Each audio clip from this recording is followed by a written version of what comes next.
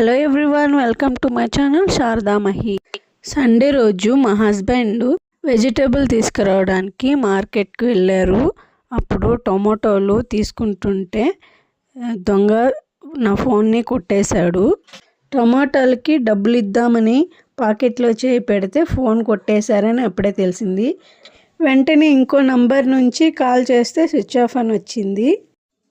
ఇంటికి వచ్చి ఫోన్ పోయిందని షాకింగ్ న్యూస్ చెప్పాడనమాట. ఇక వెంటనే కస్టమర్ కేర్కి కాల్ చేసి సిమ్ బ్లాక్ చేయించాము. ఇక మెయిల్ పాస్వర్డ్లు అన్నీ మార్చుకున్నాము.